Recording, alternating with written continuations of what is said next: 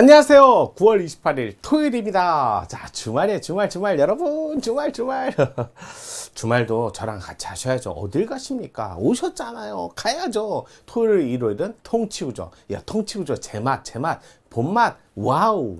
그냥 가세요. 그냥 계속 하세요. 또 내일 모레 지나면 또 10월, 우리 아시잖아요. 10월 1일 또 연휴 쫙 기대가 됩니다. 자, 갑시다.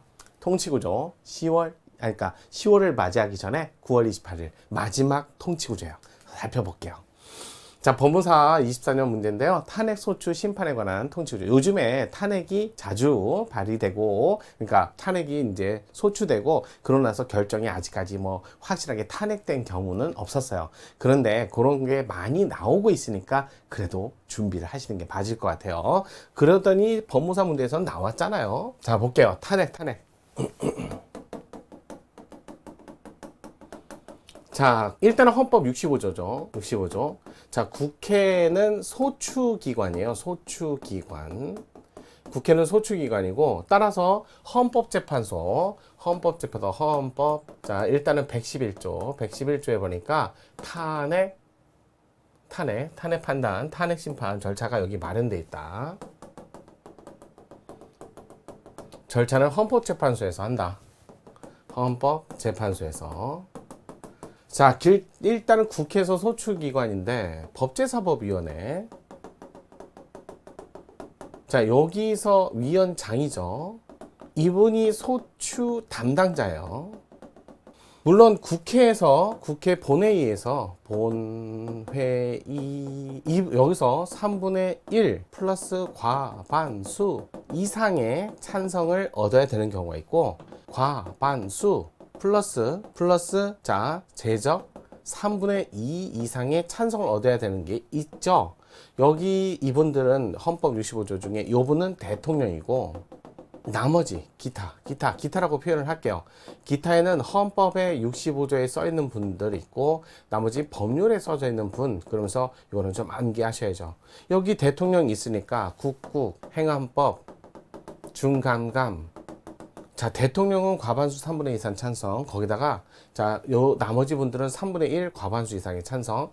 국무총리, 국총, 그다음에 국무위원, 행정각부장, 그다음에 헌법재판소 재판관, 법관, 그다음에 중앙선거관리위원이죠, 위원. 감사원장, 감사위원 이렇게 돼 있어요. 이분들은 헌법에 써 있는 분들이고요. 나머지 검사 이런 분들인지 또는 방통위장, 요즘에 방송통신위원회 방통위장 이런 사람들도 자 있긴 하지만 이분들 너무 많아 법률로.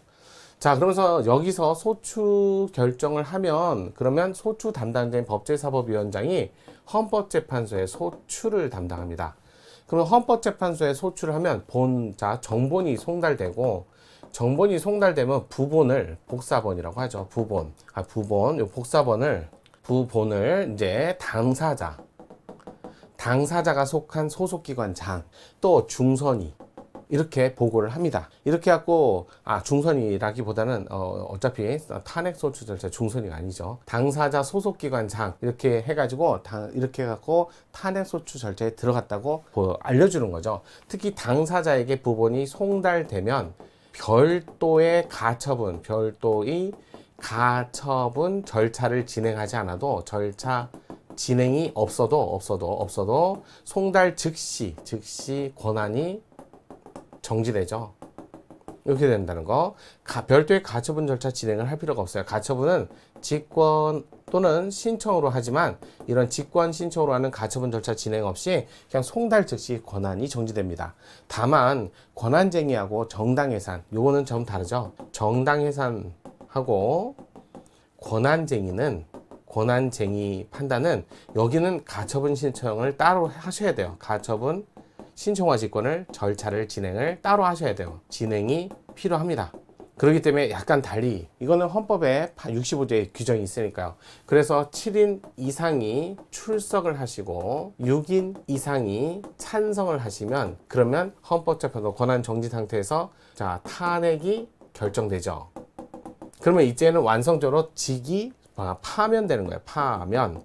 하지만 파면이지 형사상, 민사상 책임이 면책되지는 않습니다. 면책이 되지 않기 때문에 그러니까 따로 책임을 지셔야 돼요. 이렇게 보셔야 돼요. 탄핵 결정 이렇게 되는 거죠. 그랬을 때 탄핵 결정이 되면 이제 더 이상 5년 동안은 공직 취임이 안 되고 공직 취임이 안 되고 또 자 탄핵 받아서 만약에 형사 절차를 통해서 어찌됐든 탄핵돼서 유죄가 돼 갖고 형사 절차로 들어간다면 이게 사면 탄핵된 뭐 그런 것도 따로 있지만 그러니까 파면에 이르는 거고 이후에 이건 형사 절차를 진행할 거고 그다음에 이거 탄핵된 내용은 사면이 안 된다는 거예요.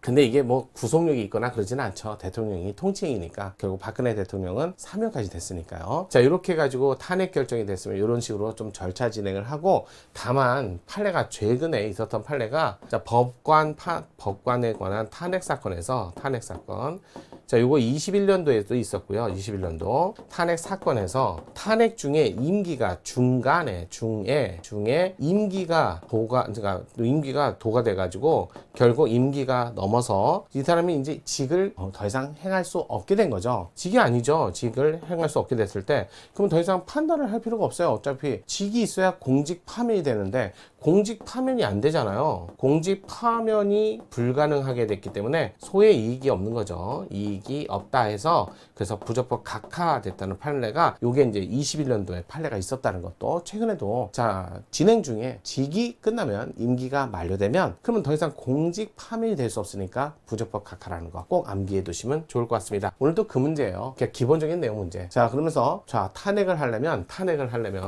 탄핵을 위해서는 직무 관련도 포함되고요. 그 다음에 중대한 법 위반. 자, 탄핵을 위해서는 사건을 특정해야 되고 특정한 내용이 직무 관련한 그다음에 중대한 법 위반까지 있어야 돼요. 특정되고 나서 직무 관련성 그러니까 1번, 2번, 3번 이 단계로 탄핵을 결정하는 거예요. 최근 판례가 뭐였냐면 24년도 판례가 있었죠. 24년도 6월 판례인가 요때쯤에 7월 판례가 있었어요. 8월 판례 뭐라 했냐면 특정 자체가 안 되거나 직무 관련성을 인정할 수 없다. 그럼 중대한 법 위반을 따질 필요가 없죠. 그래서 이거는 살펴볼 필요가 없다 해서 각하나 기각을 해버렸던 사건이 많습니다. 직무 관련해서 또 중대한 법 위반이 있어야 되는데 중대한 법 위반이 없어서 안 되고요. 또 거기다 대통령의 경우는 대통령은 이 중대한 법 위반이 민주적 정당성에 반할 정도여야 돼요. 위반 정도에 이르러야 된다는 거. 요것도 가끔 나오니까 보세요. 자, 옳지 않은 것을 고르세요. 65조 행정각부 헌법 65조 탄핵. 자, 행정각부장이 그 직무 집행함에 헌법이나 법률에 위배된 때 탄핵소추 사유로 규정하고 있는데 여기서 직무란 법제상 소관 직무에 속한 자 직무 관련 고유한 업무와 통념상 이와 관련된 업무를 말하고 그래서 관련된 업무를 포함하고 법령에 근거한 행위뿐만 아니라 행정각부장의 지휘 자 국정수행과 관련하는 행위하는 모든 행위를 포괄하는 개념이다. 관련한 행위를 포함한다. 맞아요. 두 번째 탄핵소추 사유 헌법과 법률에 위반 관련하여 헌법 65조에서 말하는 헌법의 명문에는 이건 성문헌법, 불문헌법, 관습헌법 다 들어갑니다. 뿐만 아니라 헌법재판소 결정에 따라 형성되어 확립된 불문헌법도 포함되고 자 법률에는 형식적 의미의 법률 이와 동등한 국회 동의 받은 법률 조약 이런 것들도 포함되는 거죠. 국제조약 및 일반적으로 수행된 국제법규도 포함된다. 맞는 짐은 그래서 헌법과 법률에 반하는 중대한 법위반인데 여기서 말하는 헌법과 법률에 반하는 이렇게 표현하는 거죠. 세 번째 행정각부장은 정부의 권한에 속하는 중요 정책을 심의하는 국무회의 구성원이자 행정부 소관 사무를 통할하는 소속 공무원의 지휘 감독을 하는 기관 두 가지 지위죠. 국무회의 할 때 국무위원이고요. 소속 기관에 가시면 소속 기관장이 됩니다. 따라서 행정부 내에서는 통치기구, 집행기구를 연결하는 가교 역할을 하므로 그에 대한 파면 결정이 가져올 수 있는 국정 공백과 정치적 혼란을 자 국가적 손실이 경미하다고 평가하기는 어렵기 때문에 자 이거는 중대한 내용이어야 된다. 그래서 중대한 법 위반을 찾아라. 네 번째, 탄핵 심판 청구가 이유 있는 경우란 심판 피청구인의 파면을 정당할 수 있을 정도의 중대한 헌법 법률 위반이 있는 경우 맞죠? 헌법 법률 위반은 단순한 게 안 되고 중대한 자 국가 원수이자 행정부 수반으로서 국민의 선거에 의해서 선출되어 직접적인 민주적 정당성을 부여받은 대통령과 행정각부장은 정치적 기능이나 자 비중에 있어서 본질적 차이가 있고 양자 사이의 직무 계속성의 공익이 다름에 따라 파면의 효과 역시 근본적 차이가 있으므로 법 위반 행위의 중대성과 파면 결정으로 인한 효과 사이에 법익 형량함에 있어서 이와 같은 점을 고려해야 된다 해서 대통령은 중대한 법 위반에 자 거기에 국민의 민주적 정당성까지 반하는 경우여야 돼요. 요 얘기가 들어가는 거예요. 맞는 짐은 자 5번 헌법 65조 탄핵 제도는 고위공직자가 그 지위에서 국민의 대기관인 국회로부터 헌법과 법률에 위반인 법적 책임을 추구하는 제도이고 탄핵 소추를 받은 자가 임기 만료 퇴직하여 요거죠. 임기 만료 퇴직하여 더 이상 공직을 보유하지 않게 되었다면 그럼 파면이라는 게 의미가 없잖아요. 따라서 탄핵 심판에서 피청구인의 자격을 상실하여 심판 절차가 종료된 것으로 보아야 된다? 노노노노 소의 이익이 없다. 따라서 부적법 각하다. 이렇게 봐야죠. 청구인 자격이 아니라 소액이 없다. 요게 아니라 소액이 없다. 부적법 각하였어요. 이렇게 자세히 물었다는 거예요. 조금 더 내용적으로 자 그런 자세한 내용까지 물었다는 거예요. 그러니까 소종료 그냥 넘어갈 수도 있잖아요. 잘못 그걸 찾지 못하면요. 그래서 소이익이 없어요. 더 이상 파면을 할 수가 없어요. 이 말이에요. 소송을 해봐야 파면이 안 돼요. 그런 뜻이죠. 피청구인 저격이 사라진 게 아니라 그래서 파면을 할 수 없는 소이익이 없기 때문에 부적법 각하였습니다. 요건을 갖추지 못하면 부적법 각하로 가셔야죠. 따라서 피청구인 자격을 상실해서 소종료다 이렇게 판단하면 틀린 지문. 그래서 정답은 5번이었습니다.